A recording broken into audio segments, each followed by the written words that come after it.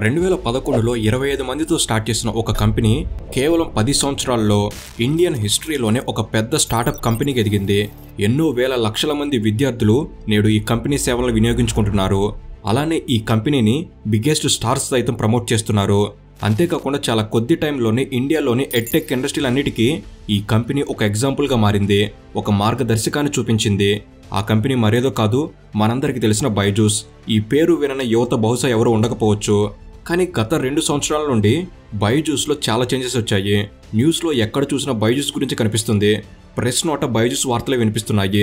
అలానే బైజూస్ కంపెనీకి ఇన్వెస్ట్ చేసిన ఇన్వెస్టర్స్ మనీ రిటర్న్ అడగడం, అలానే కంపెనీ ఆడిటర్స్ ఇంకా కొంతమంది బోర్డు మెంబర్స్ కంపెనీని వదిలి వెళ్ళిపోవడం, అంతేకాకుండా బైజూస్ తన కంపెనీలో పనిచేసి ఎంతోమంది ఎంప్లాయీస్ని తీసివేయడం, అలాగే ఎన్నో వేల కోట్ల లాస్తో బైజూస్ ప్రస్తుతం సతమతమవుతుంది.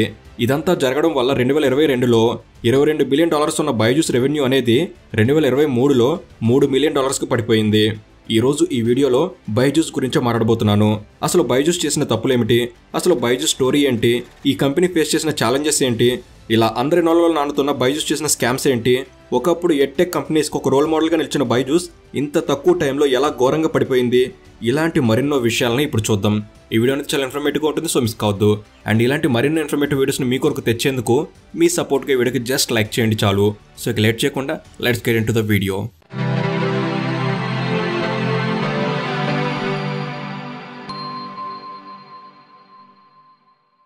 మొదటిగా అసలు బైజూస్ కంపెనీ ఎలా మొదలైంది అనే విషయానికి వస్తే, ఈ కంపెనీ వ్యవస్థాపకుడి పేరు బైజూస్ రవీంద్రనాథ్. వీరు 1980లో ఉత్తర కేరళలోని హజీపూర్లో జన్మించారు.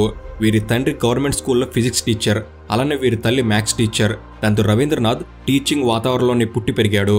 అయితే తన తల్లిదండ్రులు టీచ్ చేసే స్కూల్లోనే రవీంద్రనాథ్ 8th క్లాస్ వరకు చదివాడు. అక్కడ రవీంద్రనాథ్ మ్యాథ్స్ ఇంకా స్పోర్ట్స్లో ఎక్స్పర్ట్.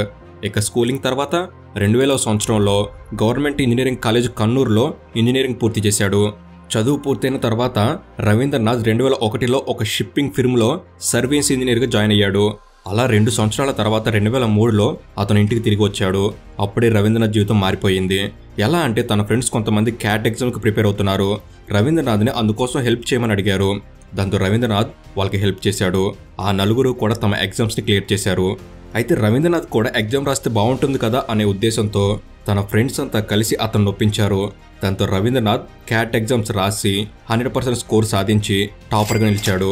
ఆ తర్వాత రవీంద్రనాథ్కి ఐఐఎం నుండి ఇంటర్వ్యూకి రావాలని కాల్ రాగా వెళ్ళగా ఆ ఇంటర్వ్యూలో రవీంద్రనాథ్ సెలెక్ట్ అయ్యాడు. కానీ అక్కడ వర్క్ చేయడానికి మాత్రం రవీంద్రనాథ్ ఒప్పుకోలేదు. తిరిగి మళ్ళీ అదే షిప్పింగ్ కంపెనీలో సర్వీస్ ఇంజనీర్గానే వర్క్ చేయడం మొదలుపెట్టాడు. అయితే 2005లో రవీంద్రనాథ్ మరోసారి క్యాట్ పరీక్షకు అటెండ్ అయ్యి మళ్ళీ 100% స్కోర్ చేశాడు. తర్వాత కూడా అతని ఫ్రెండ్స్ చాలామంది వారికి క్యాట్ ఎగ్జామ్స్ కోసం కోచింగ్ ఇవ్వమని అడిగారు. అలా తన టీచింగ్ని అందరూ ఇష్టపడుతున్నారని, అంతేకాకుండా తనకి కూడా అందరికీ టీచ్ చేయడం వల్ల సాటిస్ఫాక్షన్ కలుగుతుందని రవీంద్రనాథ్కి అర్థమైంది. దాంతో రవీంద్రనాథ్ 2006లో క్యాట్ కోచింగ్ స్టూడెంట్స్ కోసం అధికారికంగా క్లాసెస్ స్టార్ట్ చేసి మెల్లమెల్లగా ఆడిటోరియంలోనూ ఒకేసారి 12 మంది స్టూడెంట్స్కి కోచింగ్ ఇచ్చేదాకా ఎదిగాడు. అయితే మొదట్లో స్టూడెంట్స్ అందరికీ ఫ్రీ క్లాసెస్ చెప్పి ఆ తర్వాత క్లాసెస్కి అటెండ్ అవ్వాలంటే ఒక సెషన్కి $750 ఛార్జ్ చేశాడు. ఆ తర్వాత వీకెండ్ వర్క్ షాప్స్, అలానే స్టూడెంట్స్కి ఈజీగా ప్రశ్నలకు సమాధానాన్ని కనుగొనే షార్ట్కట్లను కనిపెట్టాడు. ఇలా రవీంద్రనాథ్ విద్యారంగంలో తన వృత్తిని స్టార్ట్ చేయగా అతని కోచింగ్ క్లాసెస్ అందరికీ నచ్చడమే కాక అందరిలో ఎంతో నమ్మకాన్ని కూడా సంపాదించాడు. అలా రవీంద్రనాథ్ తన కోచింగ్ వృత్తిలో మెల్లమెల్లగా సక్సెస్ అవుతూ వచ్చాడు. మరోవైపు అండర్ గ్రాడ్యుయేట్ స్టూడెంట్స్పై ఎక్కువగా దృష్టి పెట్టడం స్టార్ట్ చేశాడు. అలా తనకు ప్రజాదరణ పెరుగుతూ వచ్చింది. ఆ తర్వాత 2009లో వీడియో క్లాసెస్లను, 2011లో యూపీఎస్సీ కోర్సులను ప్రారంభించి థింక్ అండ్ లెర్న్ అనే ఒక కార్పొరేషన్ స్టార్ట్ చేశాడు. ఆ కంపెనీలో రవీంద్రనాథ్ తనకు కాబోయే భార్య దివ్య గోకుల్నాథ్తో పాటు ఇంకా చాలా మంది తన ఓల్డ్ స్టూడెంట్స్ని యాడ్ చేసి స్కూల్ స్టూడెంట్స్కి కోర్సులను అందించడం మొదలుపెట్టాడు. స్కూల్ బుక్స్లో ఉన్న కంటెంట్ స్టూడెంట్కి అర్థమయ్యేలా బుక్స్లోని చాప్టర్స్ని పార్ట్స్గా డివైడ్ చేసి వాటిని వీడియో ఫార్మేట్లో ఎక్స్ప్లెయిన్ చేసేలా రవీంద్రనాథ్ డిఫరెంట్ టీచింగ్ స్టైల్ కనిపెట్టాడు. ప్రతి విద్యార్థికి ఒక్కొక్క డిఫరెంట్ స్టైల్ ఆఫ్ లెర్నింగ్ అనేది ఉంటుంది. అలానే ఒక్కొక్కరికి ఒక్కోలా నేర్చుకునే వేగం కూడా ఉంటుందని రవీంద్రనాథ్ గ్రహించారు. కొంతమంది విద్యార్థులు పుస్తకాలు చదవడం ద్వారా బాగా నేర్చుకుంటారు, కొందరు కథల లాంటి వీడియోలను చూడడం ద్వారా బాగా అర్థం చేసుకుంటారు. ఇలా వీటన్నిటిని బైజూస్ కంపెనీ బాగా అర్థం చేసుకుని యానిమేషన్తో కూడిన వీడియోలను రెడీ చేసి బోర్డ్ ఎగ్జామ్కి ప్రిపేర్ అయ్యే వాళ్ళ దగ్గర నుండి కిండర్ గార్డెన్ స్టూడెంట్స్ కూడా బాగా అర్థం చేసుకునేలా రవీంద్రనాథ్ 2015లో బైజూస్ యాప్ను తయారు చేశారు. ఇక 2017లో షారుఖ్ ఖాన్ బైజూస్ బ్రాండ్ అంబాసిడర్గా చేశారు. అలా 2018 చివరి నాటికి బైజూస్ ఎంతో సక్సెస్ని చవిచూసి ఇండియాలోనే మొట్టమొదటి ఎడ్టెక్ యూనికార్న్ కంపెనీగా మారింది. ఒక కంపెనీ రెవెన్యూ అనేది $1 బిలియన్ కంటే ఎక్కువగా ఉంటే దాన్ని యూనికార్న్ కంపెనీ అని అంటారు. అయితే బైజూస్ స్టోరీ అనేది కరోనాకి ముందు ఒకలా, కరోనా తర్వాత మరోలా మారింది అని చెప్పొచ్చు. కరోనా మహమ్మారి ఎంతోమంది జీవితాల్లో చీకట్లో నింపితే బైజూస్ కంపెనీ ప్రయాణంలో మాత్రం వెలుగులు నింపింది. ఎందుకంటే కరోనా రావడం వల్ల స్కూళ్లు మూతపడ్డాయి, పిల్లలు చదువుకు దూరం అయ్యి ఇంటికే పరిమితమయ్యారు, అంతేకాకుండా ఫోన్లోకి అడిక్ట్ అయిపోయేలా ఉన్నారు. ఇదే టైంలో ఎడ్టెక్ కంపెనీలు భారీ అవకాశాలు చూశాయి. ఈ అవకాశాన్ని సద్వినియోగం చేసుకోవడానికి, ఈ లెర్నింగ్ గ్యాప్ని పూరించడానికి అన్ని ఎడ్టెక్ కంపెనీలు రంగంలోకి దిగాయి. అయితే మొదట్లో అన్ని ఆన్లైన్ లెర్నింగ్ కంపెనీలు వాళ్ళ సెషన్స్ని 2020లో విద్యార్థుల కోసం ఉచిత యాక్సెస్ని అందించాయి. అంతేకాకుండా స్కూళ్ళన్నీ కూడా ఆన్లైన్ క్లాసెస్ని స్టార్ట్ చేశాయి. అప్పుడే బైజూస్ అందరిలోకి చాప కింద నీరులా మెల్లగా వచ్చింది. ఈ ఆన్లైన్ క్లాసెస్ కాన్సెప్ట్తో ఎడ్టెక్ రంగానికి ఏప్రిల్ 2020 నుండి మే 2022 వరకు $6.65 బిలియన్ సంపాదించింది. అందులో సగం $3.3 బిలియన్ బైజూస్కి వెళ్ళాయి. ఇలా సక్సెస్ బాటలో సాగుతున్న బైజూస్ ఎంత ఎత్తుకు ఎదిగిందో మరలా క్రమంగా అంతే స్థాయిలో నష్టాల్లోకి వెళ్ళసాగింది. అది ఎలా అనే దాని గురించి చూసినట్లయితే, నెంబర్ 1, కరోనా ముగిసిన వెంటనే పిల్లలు స్కూల్స్కి వెళ్లడం తిరిగి ప్రారంభించారు. దాంతో ఎడ్టెక్ కంపెనీలకు ఏం తెలిసిందంటే ఈ బిజినెస్ అనేది కేవలం కరోనా పాండమిక్ వరకే ఒక టెంపరీ ఫినామినా అని అర్థమైంది. అయితే ఈ బైజూస్ కంపెనీ ఏమనుకుంది అంటే ఆన్లైన్ లెర్నింగ్ అనేది ఆఫ్లైన్ లెర్నింగ్ని రీప్లేస్ చేస్తుందని, అంటే స్కూల్కి వెళ్లకుండా ఈ బైజూస్ యాప్ ద్వారా ఆన్లైన్లో నేర్చుకుంటే స్కూల్కి వెళ్ళినంత రిజల్ట్ వస్తుంది అని వాళ్ళ కాన్సెప్ట్. కానీ ఇది రాంగ్. స్కూల్కి వెళ్లకుండా ఆన్లైన్లో లెర్నింగ్ అనేది ఎక్కువ కాలం వర్క్ అవుతుంది అనే విషయం అందరికీ అర్థమైంది. ఇక నెంబర్ 2, ఉద్యోగుల టాక్సిక్ వర్క్ కల్చర్. అంటే బైజూస్లో వర్క్ చేసే ఎంప్లాయీస్కి ప్రెజర్ మామూలుగా ఉండదు. అందులో వర్క్ చేసే ఎంప్లాయీస్కి పెట్టే టార్గెట్స్ని వాళ్ళు కంప్లీట్ చేయడం అంత ఈజీ కాదు. అయితే ఆ టార్గెట్స్ని పూర్తి చేయడం కోసం బైజూస్ ఎంప్లాయీస్ స్టూడెంట్ పేరెంట్స్కి ఫేక్ ప్రామిసెస్ చేస్తూ ఎన్నో తిప్పలు పడాల్సి వచ్చేది.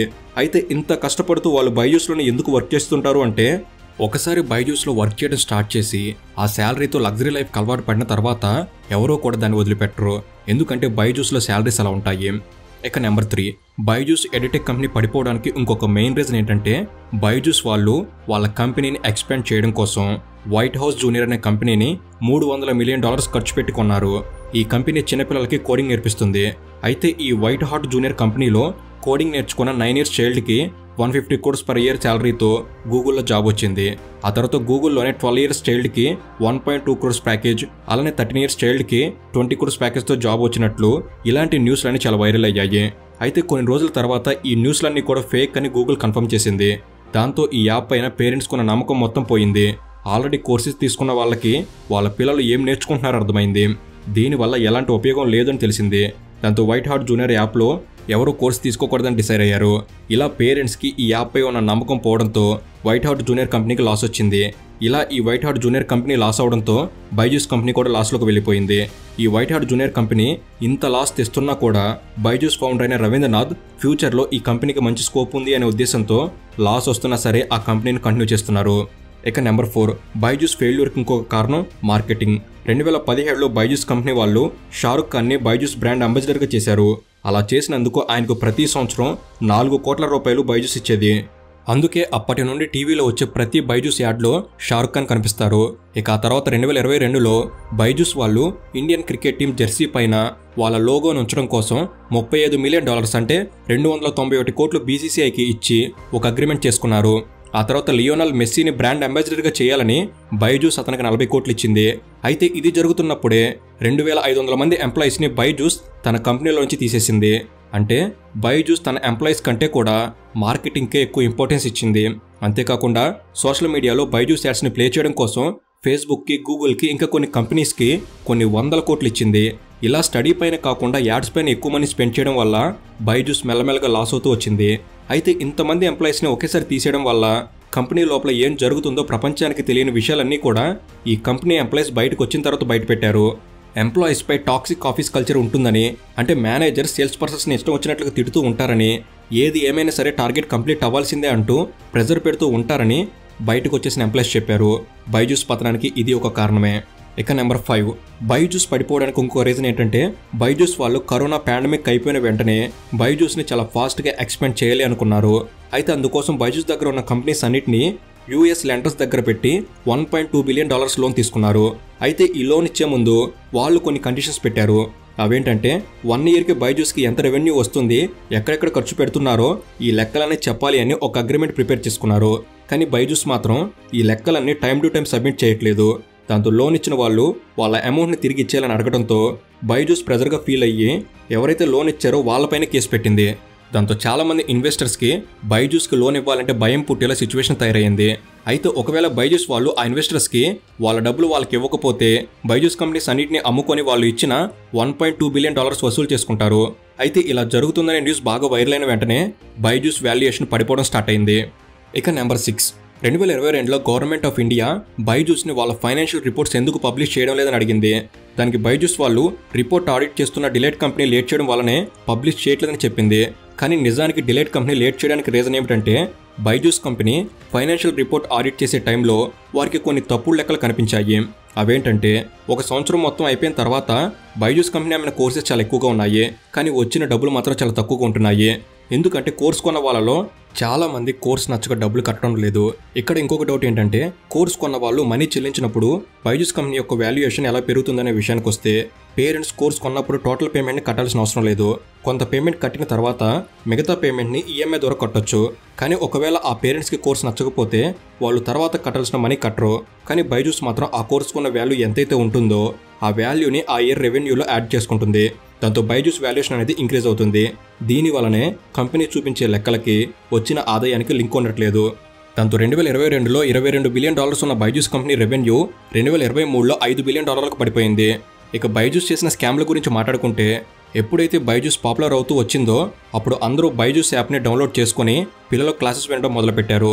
దాంతో యాప్లో రిజిస్టర్ అయ్యేందుకు వారు వాడిన ఫోన్ నెంబర్కి సేల్స్ పర్సన్ కాల్ చేసి బైజూస్లో కోర్స్ తీసుకోమని పేరెంట్స్ని ఎన్నో విధాలుగా కన్విన్స్ చేయాలని చూస్తారు. కాల్ చేసిన తర్వాత కోర్స్ గురించి పేరెంట్స్ చెప్పకముందే ఫస్ట్ స్టూడెంట్స్ని కొన్ని ప్రశ్నలు అడుగుతారు.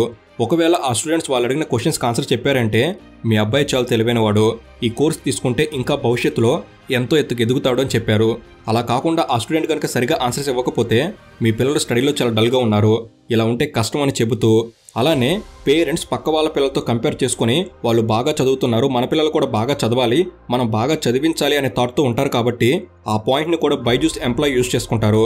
ఎందుకంటే వాళ్ళు తీసుకున్నారు, వీళ్ళు తీసుకున్నారు, వాళ్ళు చాలా ఇంప్రూవ్ అయ్యారు అలా చెప్తూ కంపేర్ చేస్తూ పేరెంట్స్ని భయపెట్టి ఖచ్చితంగా కోర్స్ కొనేలాగా వాళ్ళని కన్విన్స్ చేసేస్తారు. పేరెంట్స్ ఎందుకు కన్విన్స్ అవుతారంటే మన ఇండియాలో పిల్లల భవిష్యత్తుపై పేరెంట్స్కి భయం ఎక్కువ. తమ పిల్లలు బాగా చదువుకొని చాలా మంచి జాబ్స్ చేయాలి అనుకుంటూ ఉంటారు. ఇలా తమ పిల్లలు బాగుపడాలని వారి కోసం ఏమైనా చేస్తారు. ఈ పాయింట్స్ని బైజూస్ వాళ్ళు క్యాష్ చేసుకుని కస్టమర్స్ పేరెంట్స్కి కోర్స్ని సేల్ చేస్తూ ఉంటారు. అయితే అలా కోర్సు సెల్ చేసే టైంలో ఎంప్లాయీస్ పేరెంట్స్కి ఫేక్ ప్రామిసెస్ చేస్తూ ఉంటారు. ఎలా అంటే కొంతమంది చదువురాని పేరెంట్స్ దగ్గర ఫ్రీగా బైజూస్ కోర్స్ ఇస్తామని చెప్పి వాళ్ళ పాన్ కార్డ్, ఆధార్ కార్డు తీసుకుని వాళ్ళకి తెలియకుండా ఆ కోర్స్కి అవసరమైన అమౌంట్ని పర్సనల్ లోన్ క్రియేట్ చేసి వాళ్ళకి తెలియకుండా లోన్ తీసుకుంటారు. ఇది తెలియని పేరెంట్స్ తిరిగి ఆ మనీ కట్టలేక అసలు వాళ్ళ అకౌంట్లో నుండి డబ్బు ఎందుకు కట్ అవుతుందో కూడా తెలియక ఎన్నో ఇబ్బందులు పడుతూ ఉంటారు. అయితే ఈ కోర్స్ ఇచ్చిన బైజూస్ ఎంప్లాయీస్ని ఒకసారి కనుక్కుందామని పేరెంట్స్ అనుకుంటే వాళ్ళు ఎప్పుడు అందుబాటులో ఉండరు. ఇక ఇదంతా తెలియని బైజూస్ కంపెనీ ఏం చేస్తుందంటే పేరెంట్స్ కోర్సును కొన్నారని అనుకుని ఆ అమౌంట్ని కంపెనీ రెవెన్యూలో యాడ్ చేసుకుంటుంది. ఇలా కూడా బైజూస్ కంపెనీ లాస్ అయ్యింది. మొదట్లో బైజూస్ని ప్రతి ఒక్కరికి మంచి విద్య అందాలి అనే మంచి ఆలోచనతో స్టార్ట్ చేశారు. కానీ మెల్లమెల్లగా ఆ రూట్స్ని మర్చిపోయి డబ్బు కోసం ఇదంతా చేస్తున్నాం అన్నట్టు ఎడ్యుకేషన్ని ఒక బిజినెస్ లాగా చేసేశారు. అయితే దీనికి మెయిన్ రీజన్ ఇన్వెస్టర్స్.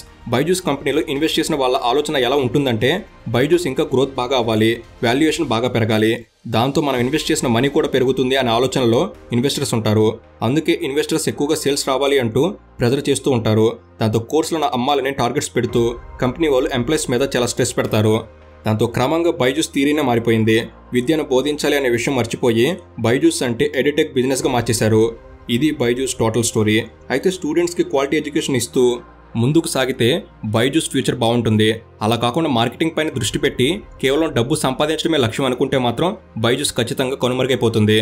సో ఇది ఫ్రెండ్స్, ఈ వీడియో అనేది మీరు కొత్త విషయాలు తెలుసుకోవడంలో ఎంతో కొంత ఉపయోగపడిందని భావిస్తున్నాను. ఈ వీడియో కనుక మీకు నచ్చినట్లయితే జస్ట్ లైక్ చేయండి చాలు. ఇలాంటి మరెన్నో ఇన్ఫర్మేటివ్ వీడియోస్ ఇక్కడ నుంచి రాబోతున్నాయి. వాటిని మీరు కూడా పొందేందుకు తప్పకుండా మన తెలుగు ఛానల్ని సబ్స్క్రైబ్ చేసుకుని బెల్ని ఆల్లో పెట్టుకోగలరని మనవి. Thank you for watching. Have a good day.